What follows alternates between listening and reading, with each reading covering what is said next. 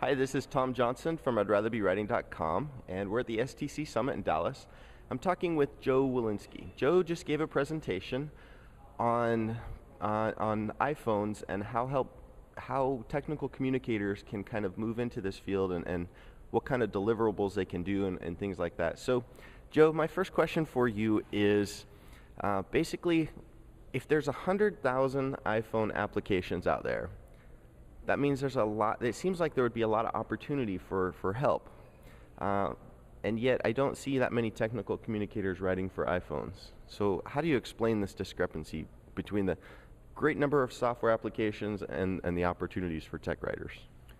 Well, one of the issues is that most of the applications that people are most aware of are more mainstream consumer applications, and it's harder to get your arms around what you would supply to those. But there are more and more business productivity applications for specific areas, vertical markets, and there's a lot of corporations that are making small sidecar modules of their large-scale enterprise applications. So it's just a matter of doing the hard work to look around for the right opportunities. So you have moved into this space. What did you do to get contracts or to get jobs doing iPhone help? Well, the first thing is just something I've been doing since I first started in the technical communication field, which is building your portfolio in whatever way you can. And I started the same way I did 25 years ago, which is take a look at applications that are out there, find some that you can tell really need help, and then do the effort of cold calling and offering some free services to provide improvements to applications. And essentially that's how I started out. Now, you mentioned some UI stuff that you were doing. Do technical communicators just bring their regular skill set to this, or do they have to look at more of the user interface and do different things? I mean, what do you have to do differently that somebody might need to know rather than just doing the regular old online help, PDF stuff?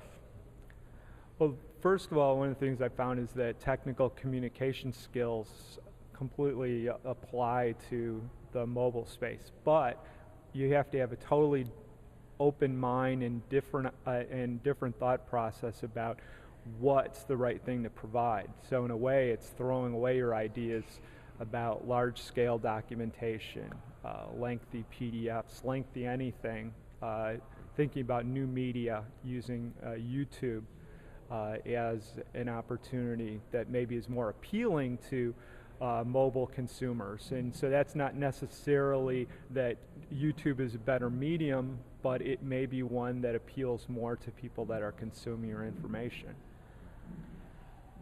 So you mentioned YouTube. I know that the iPad, the iPod, the iPhone, and so forth, they don't really allow flash on those. So how do they show? Can you display video on those little devices? Well, so you can definitely put together video for the devices. Essentially, YouTube is streaming information from within that site, so there's a little bit more flexibility there. However, you mentioned Flash, and that's going to be a major issue for a lot of developers, especially in the e-learning area, because at recent e-learning conferences, I've noticed that something like 9 out of 10 e-learning organizations have been pointing toward Flash as the deliverable format. And with the recent announcements from Apple regarding Flash, I think there's going to be a lot of scurrying to revise how they deliver.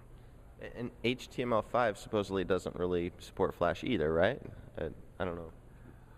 Well, HTML5 with cascading style sheets will essentially has the potential to provide the same capabilities as Flash does. However, Flash currently has great authoring tools available to build things, whereas we don't have anything now available for HTML5 like that.